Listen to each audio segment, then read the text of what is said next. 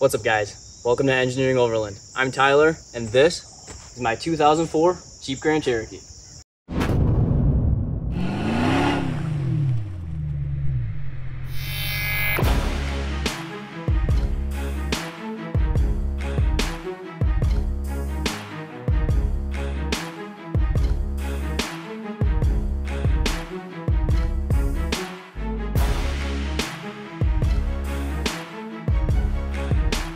Alright, so a lot of you guys have probably already seen me before, but I tend to get a lot of the same questions asked over and over again, and I figured it is probably time to do a walk around of my Jeep.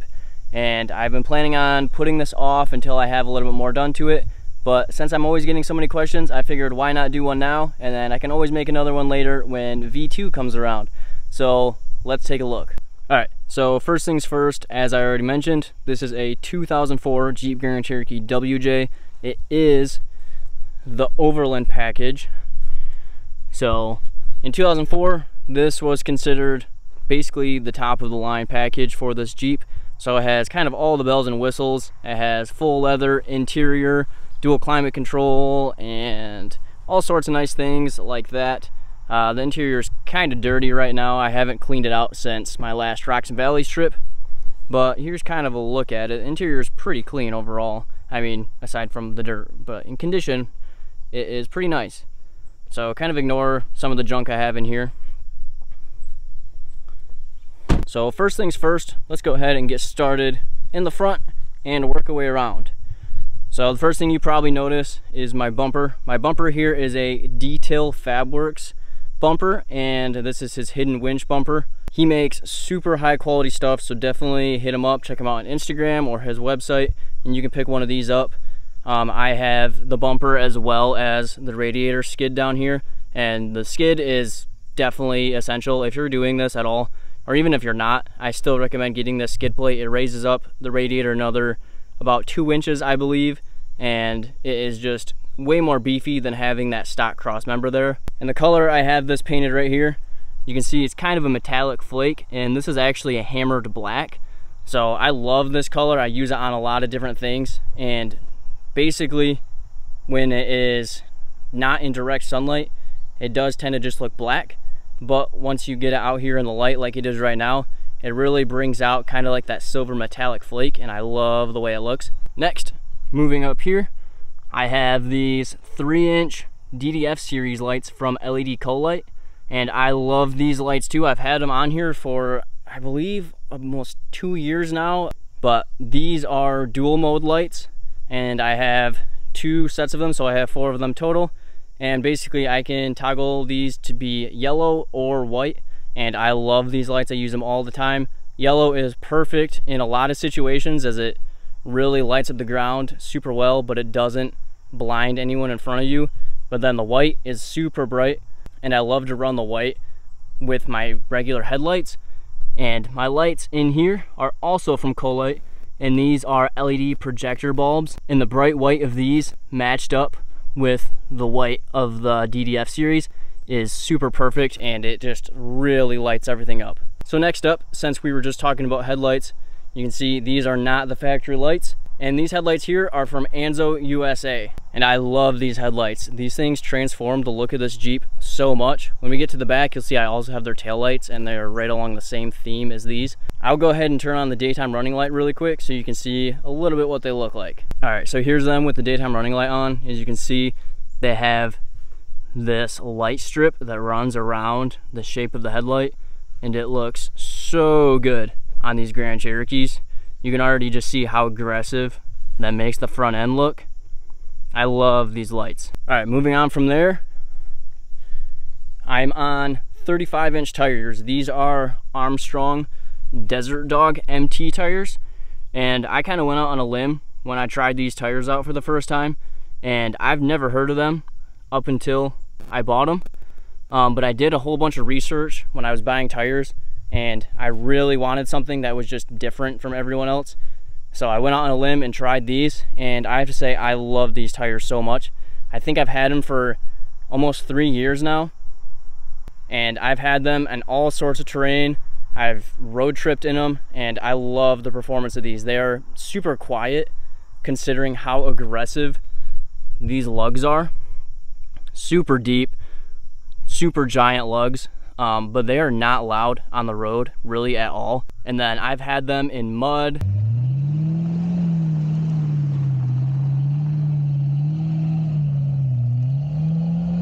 snow,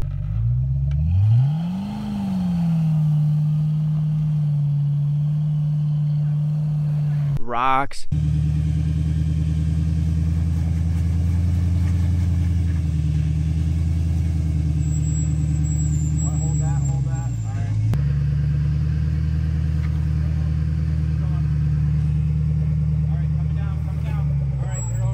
I've done hill climbs with them.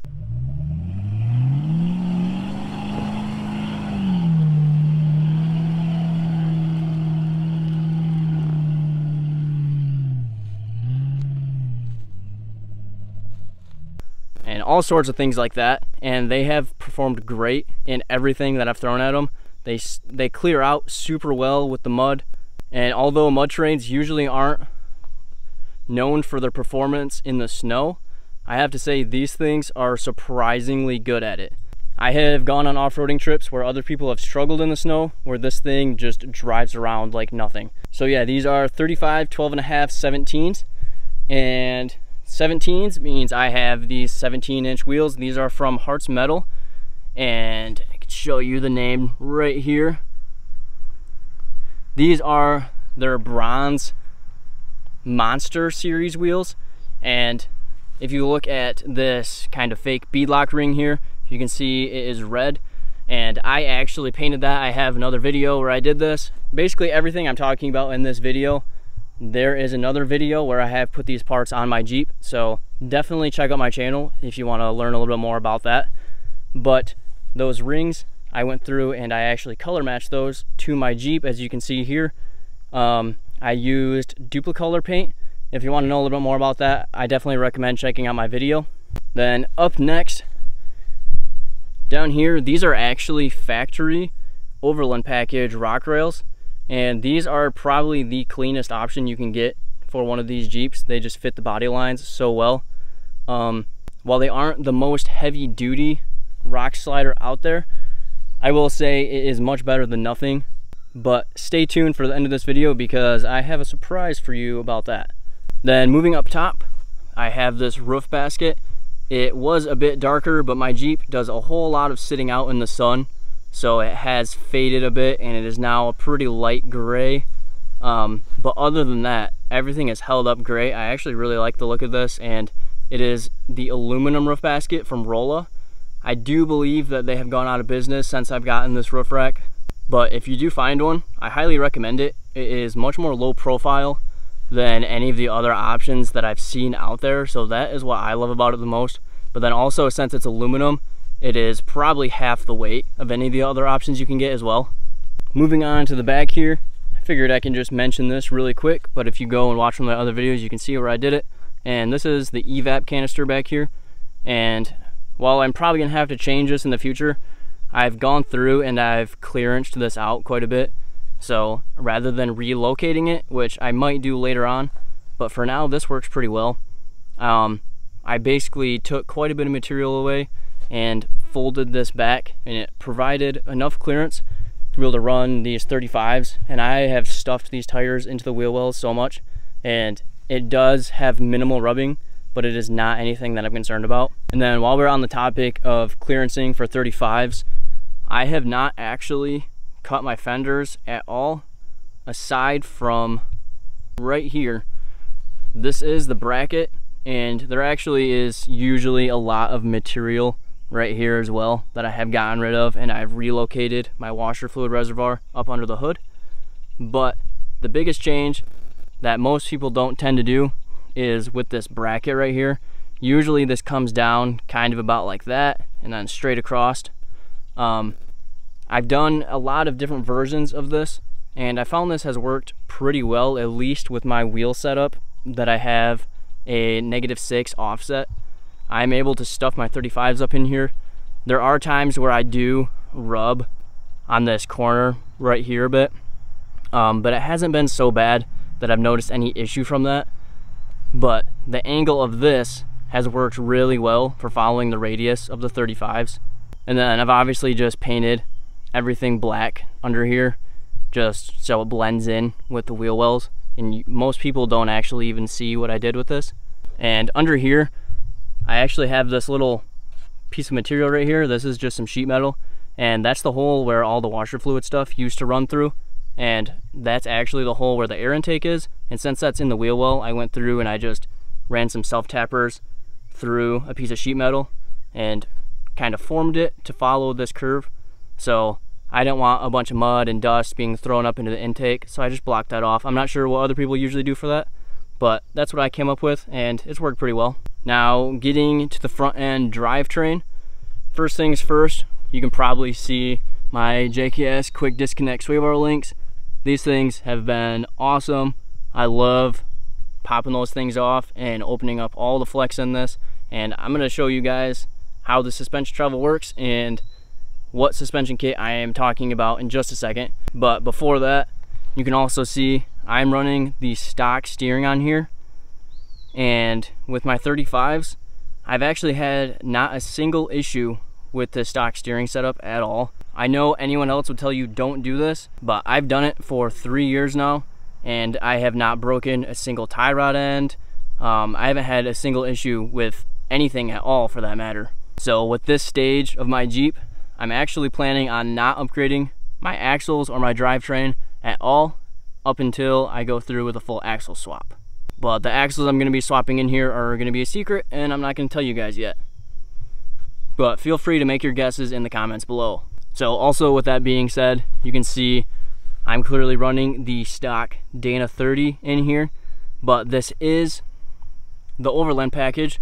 So remember that I get 373 gears as well as Verilok differentials, and the Veriloks are essentially a gyro, mechanical gyro pump that when there is differential speed between one tire compared to the other, it will spin that gyro and lock the differential together with a clutch pack. And most people will say don't run this over 35-inch tires, but for me it's actually worked surprisingly well. I think it does help that the condition of my Jeep was much better when I got it versus some other people's that have been beat on already. So I do think my limited slip might have been in better condition just to get started out, but I will say there definitely is a noticeable difference going up in tire size. Just for me in particular, it still worked quite well, at least for what it is. It is definitely not a locker by any means, but for the most part, I like it. And then next, moving up here, this is the press-in flex joint from Iron Rock Off-Road. My factory bushing blew out pretty early on. As soon as I went with long arms, that I'll show you in just a minute, unlocking that much flex on a 3-link suspension setup, you really wear out this bushing super quick. So if you are running a 3-link or just heavily off-roading your Jeep at all, I highly recommend doing this upgrade or at least something similar, because these are rebuildable and they allow for way more movement than you'd get from a factory bushing. Moving on to the back of the Jeep, here are the taillights I was talking about, again from Anzo USA. These have the same LED strip going around, and I really love the look of these two. And then moving on to the rear, this is also the factory Dana 44A or Dana 44 HD, however you want to say it. And basically what that means is, compared to a regular Dana 44, this has a cast aluminum diff housing. So that is definitely one of the weak points of this axle. But aside from that, it is actually quite beefy, and I haven't had a single issue with it, so I don't really plan on doing anything to it. But if you have this axle, I probably would at least recommend putting a skid plate on the bottom, because I've bashed it on a few rocks and it will take out some chunks. And I'm sure with a hard enough hit, it can actually damage that. So I would highly recommend putting a skid plate on there if you're going to be running this axle for very long. I also have the factory Overland gas tank skid, and mine is in super good condition still. So I've been running that and it works great. Eventually I might go ahead and tank tuck this to where I can get more clearance. For right now, it hasn't been a problem, but that's something to look forward to in the future. All right, so before I talk about anything else, I'm gonna go ahead and get this thing flexed out really quick so we can get an easier look at the underbody, and I'll talk about a little bit more details of this Jeep.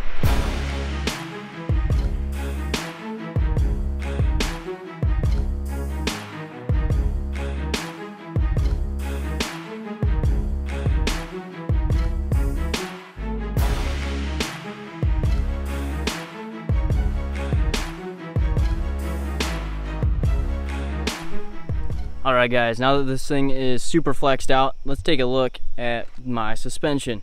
So right here you can see I have a spring dropped. This is the 8-inch Iron Rock off-road kit.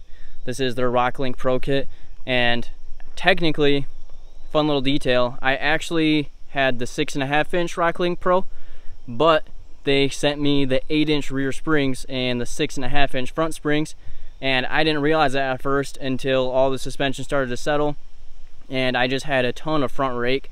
So I took some measurements, sent it over to them, and instead of swapping the rears back to 6.5, I decided to just change the fronts to be 8 inches.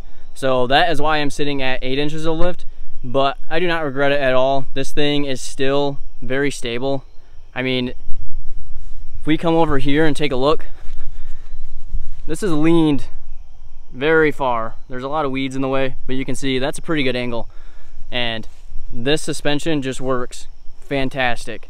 And once I do axles that are a bit wider, I get a wider track width, this thing's going to be even more stable. So I have no complaints. So with that being said, these are 8-inch lift coils. These are single rate, not dual rate.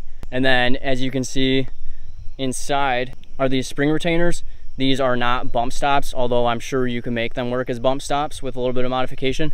But what these are is just billet aluminum blocks, and all that does is, as you can see, the spring is drooped out of there. This just locks the spring in place to where it's not going to fall out. And with my shock lengths, these shocks hit maximum travel basically when there's about 1 coil left at the bottom of this. So it is not possible to lose a spring on this setup. So then with that being said, moving on to the shocks. These are just the Trail Tamer shocks. These were the free option that came with the lift kit, and I knew that at some point I was going to want to upgrade, so I ended up just going with the free shocks, especially since I was already spending the money for all the lift. And I'll say that these things are not really my favorite. The build quality is not bad at all. They've held up great, and they have a really beefy shaft on here, so they're actually pretty heavy duty. But the dampening rate on here is just way too soft, and you basically have to get the Jeep really working before these shocks actually activate to do anything. So overall, I really want to get a stiffer shock, but in the meantime, these have done the trick, and I can't complain that they were free with the kit. But at some point in the future, I would like to go to something like maybe the Falcon shocks or some Skyjacker shocks, but maybe something with an external reservoir that has a little bit better cooling. All right, and then coming underneath the Jeep, here is a better look at the control arm setup. So this is the 3-link setup right here. You can see on the other side there is no control arm, and we've already talked about up here that bushing that I've replaced with a flex joint. In order to clear the 35s, back in a previous video, I've actually extended these control arms out a bit. So this is about another inch, and that allowed me to clear the 35s on these stock fenders without making the contact here. Everyone tends to cut all this out right here to make the 35s fit, and I just pushed my axle forward and clearanced out a bit in the front, and I was able to make it work just like this. And in my opinion, that is a much cleaner setup. Then next, coming under here, I actually have both stock drive shafts on here, and although this rear drive shaft is not ideal, it has actually held up this whole time, and I've never broken a U-joint. None of them have worn out. I do have some driveline vibrations at certain speeds, and that is definitely caused by only having 2 U-joints in here. So I really need to swap over to a slip yoke eliminator and put a double cardan on here, and I've been planning on doing that. I just haven't had the money to go ahead and make that change yet. So as long as it's working, I haven't been in too big of a rush. Once something breaks, that'll be my cue to go ahead and get this changed over. In the front, it came factory with a double cardan shaft. Some people get a Arzepa shaft that you have to swap out basically after 3 inches of lift, where with this setup, I'm at 8 inches of lift plus 1 inch stretch, and I still have enough shaft engagement in here to where I have not had a single issue with this factory drive shaft. But at some point in the future, I really would like to push the front axle out even more, and I am at the maximum limit for this drive shaft right now. So probably around the same time of upgrading the rear drive shaft, I'll go ahead and just order 2 and get a little bit longer one with a bit more splines on it. Moving to the back, this kit uses a true 4-link setup rather than having an upper A-arm, and this is a single triangulated setup. The nice thing with this is it means you don't need a track bar. If you think of the Jeep Wranglers, they all have a rear track bar setup just like we have in the front, and that is because they do not have a triangulated control arm geometry. And what triangulation does is basically, if the axle wanted to shift one way, it is putting tension on one control arm and compression on the other one, and it resists it from wanting to go side to side. And then same thing vice versa. For my exhaust, this is essentially a Super 10 muffler, but it is an Amazon knockoff that I got for super cheap, and it has been perfect for me. I love it. It is really small and very low profile, so I do not ever hang up on this. And then I just went ahead and welded on a turn down tip, and that really helps to just keep the drone down inside. And at certain speeds, it definitely can be louder than if I had the exhaust run all the way out the back. But since this is mostly a trail rig for me, it doesn't really bother me at all, and it's completely tolerable. Next up, I'm actually running the factory 247 transfer case, which is the all-wheel drive transfer case. And mine has still worked great, but I'm also completely aware that these can wear out. So I always run it in 4-low anytime I think I might need 4-wheel drive, so I'm not gonna burn up any of the clutches in there. So far, this has worked great for me, and I'm actually gonna plan on running this for as long as I possibly can. I'm gonna see how big of a tire I can go, how big of a setup I can run, and still utilize this 247 transfer case. I know popular swap is going over to a 242 HD, and I would love to do that, but as long as my 247 is working, I'm just gonna keep running it and see what happens. Then the skid plate I have on here is the factory Overland skid plate that I have just kind of modified some brackets to be able to bolt back on here. And it's definitely not the beefiest thing out there, but it is much better than nothing, and it has definitely done its job, because I've just noticed after my last Rocks and Valleys trip, I have kind of bent this up a little bit.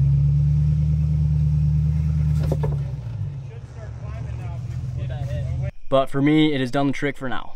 I also should note that I am actually still running the stock brake hoses on here, and you can see with my suspension drooped this much, I do not even have my brake hoses pulled tight yet.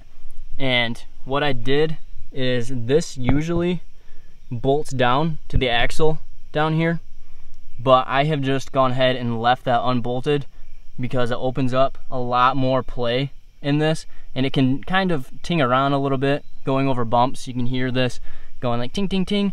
But aside from that, it has unlocked all the travel. When this is at maximum droop, the most that happens is it just starts to pull tight, but it does not stretch anything. It's not putting any stress on this, and has not been an issue for 3 years. Coming over to the front, kind of wanted to show you what I have going on here. So the clearancing I was just talking about doing with the 35s, you can see first with my stretch and the long arms, I have perfect clearance right here towards the back side of the front wheel well, where most people would be cramming their tire right up into this. But pushing the axle out a bit gave me all the clearance I needed, and even my turn radius, I never once rub in that area. If I was running a different wheel setup, that would probably be a different story, but I made sure that I was a little bit conservative with my wheels so I could still get all my suspension travel. And then moving up here really quick, this bracket that I clearanced, you can see how that is working right now, where normally all this metal would be hanging down. And before I did this, I have taken a chunk out of my tire, and luckily it was just in one of these lugs, so it didn't affect anything. But at that point was where I realized I got to do something different. So that's where I went ahead and did all this clearancing, and I do have another video of that, so definitely go check that out on my channel. And you can also see I have trimmed this out a little bit. If you were to look at a Jeep that didn't have it trimmed, you'll be able to see that there's a lot more metal up in this area, where I have gone ahead and clearanced that out, and that allows my tire to stuff up in there a little bit better. but it does still just leave this one bottom corner. Like I already said before, I will touch at times if the tire is turned the right direction. But right now, it is actually the perfect direction, and I didn't even do that on purpose. All right, guys, so that is my 2004 Jeep Grand Cherokee. I'm sure there's plenty of things I still missed, but at least that will give you a lot more details than what I've ever explained in the past. The mosquitoes have been eating me alive out here right now. The sun has gone down, and I'm trying to get this done. So I hope you guys enjoyed. If you have any other questions, feel free to hit me up and I'll try and get that answered. Thanks for watching, and I'll see you guys next time. Just to put it into perspective, how high this thing is right now.